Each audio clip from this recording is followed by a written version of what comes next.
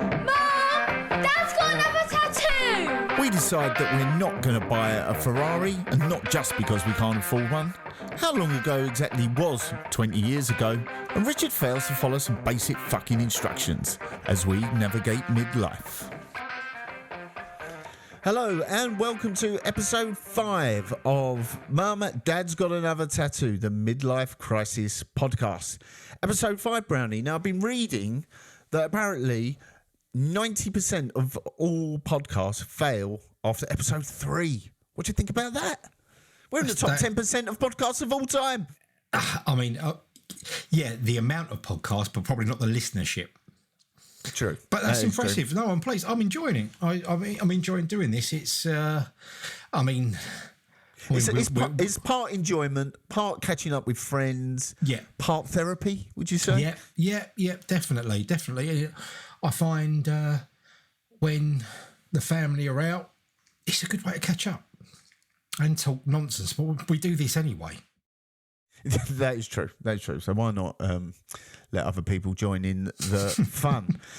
Now, we were talking about, 40 years ago and how long it seems that certain things have happened. But some things don't seem very far in the distant past at all. And I was reminded of it this week because my dad said something and he was referring to an episode in the past that happened 20 years ago. That was it. He said, it was about 20 years ago. Now, what he was actually referring to was the late 80s, early 90s, maybe. But in his mind, that's 20 years ago. Like the sinking of the Bismarck. Something like that. Something like that. And again, this is the passing over the generational battles. Because my granddad used to say 20 years ago as a catch-all for things that happened quite a long time ago. Yeah.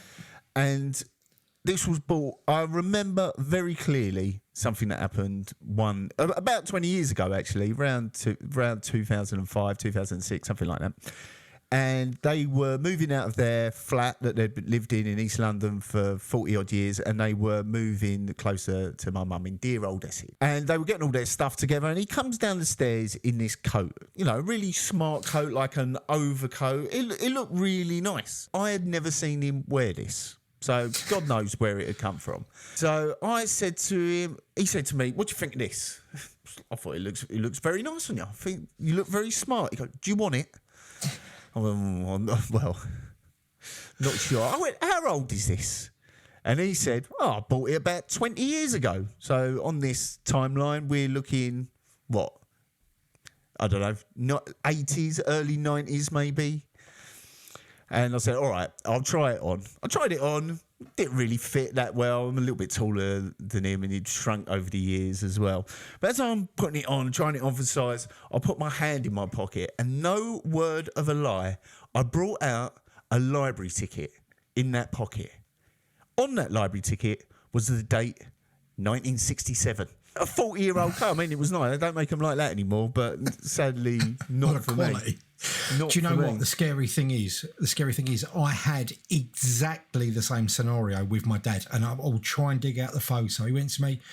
It was, I'm going back a few years when this happened. And it was cold. He went, "Here, I've got a jacket you might like." It was a proper Derek Trotter, like the early episodes of Only Fools and Horses, the sheepskin. He went, "Do you want it?" He went, "Good coat that." Probably about 20 years old. I've seen photos. I was born in 78, so that you can date me exactly. I've seen photos of him in it in 75. Well, it comes to all of us, Richard. And like last week, I'm going to be unkind and spring a little test on you to see whether we are being unkind to these old geezers, not really knowing how long ago stuff happened. I've got a list here of what happened. What happened. Right. And I don't want you to think about it. This is not a general knowledge quiz. I don't want you to spend 4 hours over each answer. This is more about your feeling. Like, if you had to say straight away, so I want you to answer straight away. Shoot from the hip. Just what you feel, right? How long ago these things happened. I'm going to write it down. Play along at home, everyone. So, here we go. Are you ready? I'm already hearing the Who Wants to Be a Millionaire. Dun, dun, dun, dun. Oh, You maybe go for it. I'll try and edit that in, shall I? See. Fucking won't. Right. Get ready. Yeah. Here we go. 10 questions. How many years ago did it happen? Number 1, Blockbuster went bust. Quick fire. Quick fire. 2001. Right. How many years... Right, let's start again. How many years ago did these things happen? Okay. Oh, right. Okay. Yeah. Okay. Answer quickly. Okay. I'm trying to prove a point here. Fuck's sake. You better get these fucking answers wrong. Right. Number 1. When did Blockbuster go bust? 24 years. 24. My maths is shocking, by the way, so this is going to take a while. Last episode of Friends. It's not about maths and working it out. Right. Just What thinking, like, how far... 2009. It's how many years? How many years? Fucking hell. 16. This is what I mean. I've got to take it away 16. No, you haven't got... How many years ago did it... Oh, about 10, yeah. like, you know. Oh, okay, yeah. But don't go round numbers. Right, let's start again. You're sucking the fun out of this. All you got to do is follow some simple instructions. This is what he gets like. He gets shouty. I'll get frustrated, is what happens. Right. Start again. How many years ago, roughly, do you think these things happened? Okay. Right. Number 1, Blockbuster went bust. 20. The last episode of Friends was aired. 16. Will Smith chinned Chris Rock. 4. Leicester won the league. 7. Green Day released American Idiot. 12. First episode of UK Office was aired. 17. Britney Spears shaved her head. What did you just call her? Britney shit? Britney Spears. Britney That's Spears. got to be 19 years. 19. The first iPhone was released. First iPhone was... Shut up! First iPhone was released. 22. Gangnam Style got 1 billion views. Oh, 9. PlayStation 2 come out.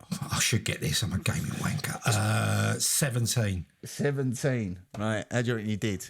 Apart from once you actually understood the concept. That's sucked all the happiness out of my life. Oh, good. I'm glad I've achieved something today, if nothing else. Right. Go Blockbuster. for it. Blockbuster. You said 20. The good old 20 years ago. The actual answer is 12. Right. Last episode of Friends, you said 16. 21 years Bloody ago. hell. Will Smith, these next two pretty good. Will Smith chinned Chris Rock 3 years ago, not 4. Leicester won the league 9 years ago. Ooh. You said 7. Right, this one absolutely blew my mind when I thought of this. Green Day's American Idiot came out. You said 12. Actual answer, 21 years ago. Sorry? 2004 that came out. And you know what? I didn't like it because it was too modern for me when that came out. I genuinely didn't like that album because Green Day weren't. Basket Case was and Dookie were my albums. Yeah, they're coming up to 30, maybe even older than 30 years old. They are now. First episode of The Office, you said 17. Actual answer was 24. Britney Spears, or Spears, as did my Steve McLaren Scandinavian impression. Yeah. You did pretty well. 18, you said 19. Good enough. Listen, if there's one thing I know, I do a lot of studying of Britney Spears, you know what I'm saying? I bet you did, you dirty bastard. Right. Do you mean first iPhone was 18 years ago, you said 22. Gangnam Style, 13 years ago, you said 9. And PlayStation 2 came out 25 years ago. You said 17. Wow. So it does get harder. It does get a bit harder, doesn't it, to really try and get a handle on how long ago things were. I find it, a little bit depressing. I think, and we're talking about midlife crisis. I think these sorts of statistics are what starts to really kick it off into overdrive. Think about it. We spent probably the best summer of our lives in Ibiza, and that was 1999. Feeling fine in 99. I mean, that was an incredible summer. Well, in the previous episode, we talked about kids not hearing of Back to the Future. When, dear listener, Richard and I were working in Ibiza, we were paid in pesetas. We were. My wife's economics students had never heard of the peseta either. What, you mean there was something before the euro? It's not scary because I think it is scary. You know. I think it is. Yeah. I think it is scary because of there's no good reason why they should know that. That's the thing. All right, if you're a little bit more curious about the world, but why would you, as a normal 17, 18-year-old girl doing A-levels in economics, you're not really focused on the history? Why would you assume that there was a currency? What was the currency before? It's the same thing as thinking, was there a currency before sterling or the dollar? Yeah, or the euro. In the case of the euro, the answer is yes, there was. But how would you? It's not part of the curriculum, and so how would you even know? I mean, or am I letting them off? When my dad talks about shillings and stuff like that, it's completely alien. It might as well be like horse racing guineas. You know, you might as well pay me stuff with a pig in a bag. As far as I'm concerned, that's how I see. Yeah, old pounds, shillings, guineas, groats. Groat, that's a great one. But at least I'd heard of it. Yeah. No, I was aware of that because I don't know if we were more inquisitive or the fact that it was closer to. I don't know. Well, decimalisation was like in the early 70s. We were born in the late 70s, so. By the time, we're old enough to hear our grandparents talk about pound, shilling and pence, we're still only like 5 or 6. Yeah. So, and, that was a part of their everyday life, of course. Yeah. Whereas, pesetas and lira and drachma, the old favourites. Didn't you feel good, though, when you used to get like 100 peseta note or a 10, love the and note. It was like a quid. 10 peseta. And that was the best thing about it. It seemed more, but it was 10 to a pound. It was lovely. No matter what, when it didn't matter if you went in 87, 88, 89, 95, whenever it changed. I'd say this again. I can't even remember when it changed. But it was 10 to a pound. You knew where you stood. Indeed. I like the peseta coin with the hole in it. You could wear it as a chunky medallion. Come back off your holidays all pink like a refresher lolly with a little peseta around your neck. Everyone knew you'd been on holiday. So I guess the question is, do you think that time is speeding up for you? It does. It feels like it certainly feels like weeks go quicker, months go quicker, everything goes quicker. But I don't know if that's getting older or the fact that you've got so much more happening in your life. When you were younger, you went to school, you watched crap on telly, you had a bath, you went to bed. There wasn't much to fill your time. And as you get older, it feels like a work day. There's so much to get done. And before you know it, and I think it's just with more responsibility, it seems like time shrinks. Well, I do get that. Where, at the start of my career, I used to earn when I was working in Sainsbury's as a student. You're looking at the clock every 5 seconds, just wishing it would speed up, or putting the stuff on the shelves, thinking, "How long's that? That's got to be 2.5 hours, easy. I've been doing this for 2.5 hours. That's easy. Look, 12 minutes. Oh fuck." In contrast, today you're looking at the clock for I am running out of time. But for me, that is the thing that feel that ticking away very, very loudly about. I am running out of time. Yeah, which. I've talked to some colleagues or some former colleagues who are now retired who would cut their right arm off to be 45 right now. Yeah. It's all relative. It's all relative. It's you can never go back, but you always want to. Yeah. That's the thing. And you often get those memes about when people achieve things or launch stuff, like Colonel Sanders didn't release KFC or launch KFC until 65. He must have been fuming. Why is that? Well, you've come up with, you've got the golden ticket and everything hurts and you can't, like we're talking about, you can't do the fast cars, the bikes, the ponytail. What was he, 70? Was he 67 or 76? 65. And 65. He's already got a very established look. I mean, that looks problematic, so we're not even going there. I agree. It is. But, I mean, they haven't shied away from it since. Have they? Is the Colonel still... They have. He's not on anything. All right, I'm not a big KFC eater for that reason. Get yourself to Blue Water, you'll see. Oh, right, so they got rid of him, have they? Yeah. Right, probably for the best. Yeah, but I don't find any comfort in these memes about how long it took. No. And as you say, like, you want to be like, when you're successful, you want to be young and cool. Because an old geezer in a Ferrari, I mean, it'd be great, wouldn't it, to walk into the dealership? I wouldn't grumble. But you just look like a complete knob. Yeah. Or does everyone in a Ferrari look like a knob? No, because I literally, one drove past me this afternoon. I mean, it was 8 degrees out. Black Ferrari went past me. He was in his 40s, mirrored shades, standard, and he had the roof down. And I went, fair play, son. Fair play. Do you know what? Yeah. You got it. Flaunt it. Yeah, I'm not against that by any means. It's just, you know, what would you prefer? I don't know where I'm going with this. But I think a Ferrari is probably out of reach of most normal people.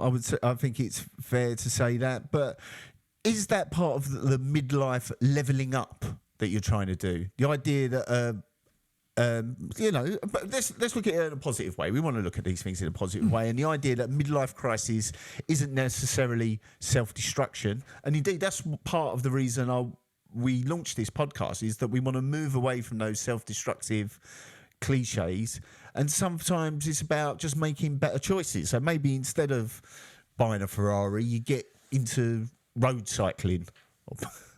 Or instead of drinking too much, you get into biohacking and supplements. And instead of aimless scrolling, you do a podcast about your midlife experiences. Yeah, I mean, but the thing is, even with like owning something like a Ferrari, they make it so difficult, and I think that's part of everyone's desire for it. A friend of mine did very well for himself very quickly. Being like us, he went to Ferrari. I can afford that. I'll have it. And do you know what they said to him? Because it was a brand new model, they went, oh no, you have to have owned a Ferrari before you can buy that Ferrari. And at that point, I'm like, I don't want it. Or if it's that sort of level where you have to be invited, you have to be part of the club. And he did the same thing. He went, I'm never gonna buy one. But I think Rolex do this as well. You can't just bowl into Rolex and buy yourself a watch. That'd be fucking ridiculous. This is something I've learned through Reddit rather than I'm not really a big watch person. But you have to go into a dealer and build up a buying history of buying loads of other shit you don't want, in order that when they get some additional stock of a Rolex, you're at the front of the queue to buy the thing that you actually want. And there's people spending hundreds of thousands of, normally dollars, on shit they don't want so that they can post on Reddit, our Rolex, I got the call. They got summoned by Rolex. Yes, we will allow you to buy a watch from us. Man. Yeah. My relationship with social media has gone over the last few years through many different things, where I have Facebook. I'm troubled with the whole environment of Facebook, but I have it purely because it's nice to see family that are overseas, friends you don't see, blah, blah, blah. But I don't post on it because there's so much inane nonsense. Again, posting watches, posting dinners. Dinners is the thing that freaks me out the most. It's like, go out for dinner, enjoy it. The fact that someone can sit there, but the fact that you can sit there when you're out with your wife and take a picture of your dinner blows my mind. It's a marketing thing, like with Rolex. Oh, you need to earn this watch. You need to be worthy of this watch. I don't want it. I don't need that acceptance from these companies. They don't care about you. Well, that is maybe one of the better things about midlife, is that you can be more comfortable in your own skin, and those sort of status symbols don't mean as much anymore. But so where do you think, that when you think about those things, where do you think the line is between just upgrading yourself and being in full-blown crisis? Like when does self-improvement tip into overcompensation? It's all about where your life is. It's having a financial level and then what you can afford. You never not stretching yourself beyond that for something that ultimately either you're going to drive or wear on your wrist. Marshawn Lynch, the NFL player, said, if you can't afford to pay for it outright, you can't afford it. Even if you pay for it monthly. If you can't afford it outright, you can't afford it. That's not a bad credo to live by. Not one that I actually live by. No, neither do I. But I like to think about it. Yeah. When I'm good, Lord, make me virtuous, but not yet. Yeah, when I'm a multi-millionaire, it's very easy to say those things, which he is. But yeah, it's one of those things. That's not a bad thing, because I think taking those things to extreme, like either whether it's financially or, we talked about weight loss jabs in previous episodes, and you have to be careful about the health side of that and not developing, say, body dysmorphia. Yeah. Now, my wife thinks I've got body promorphia, where I think I look a lot better than I actually do. Well, you're doing a monkey a month on mirrors. Well, that's a good thing about mirrors. They tend not to be consumable. So I'm happy with that. Which is good, given the amounts I'm going by, standing there, flexing. But no, I think it's an important thing where, you don't get too obsessive. And we mentioned in the first episode, I think, the other Brian Johnson, the tech guy, who will cover that in greater detail at some point. But I think he's taking it too far.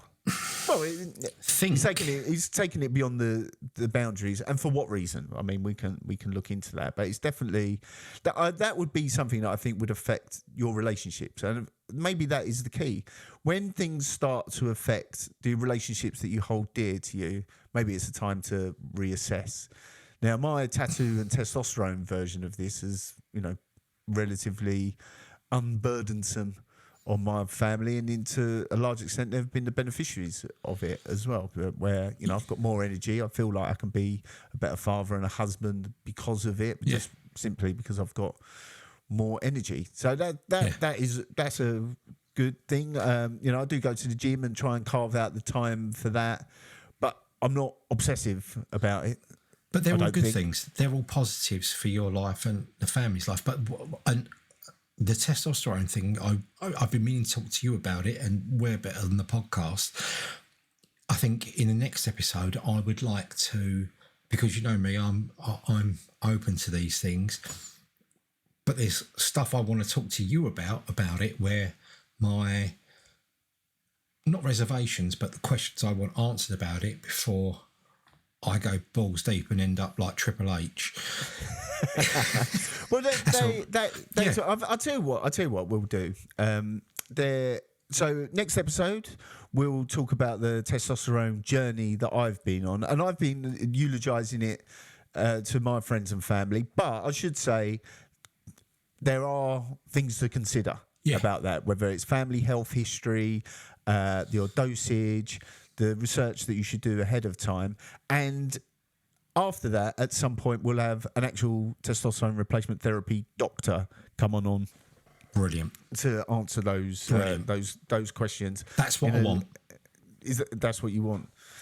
So I think that should be a theme of the podcast going forwards, where we're able to relay our own personal experiences of that, but also try and get people to come on who actually know what the fuck they're talking about, to give us some facts and some actual information rather than listener, what we. I've known Mark since he was a child. He is a black belt third dan at making you convinced he knows what he's talking about. And a lot of the time he does, but he can suck you in so easily. Unfortunately, I've gained a large success. Let me rephrase that. What meagre success I have achieved in my life is not as a result of accumulation of knowledge, but the projection of confidence. Listen, it works for the president, doesn't it? Yeah. It's good. We get a bit political and topical at the moment. Got a bit Ben Elton there. So next time, let's talk about the testosterone replacement therapy. This is something that's been going on with me for over a year, since I began the journey. And it's had some ups and it has had some downs as well. So I'm happy to disclose what they are. But until then, thank you very much for listening. And we will talk to you again very soon. See ya. See you soon.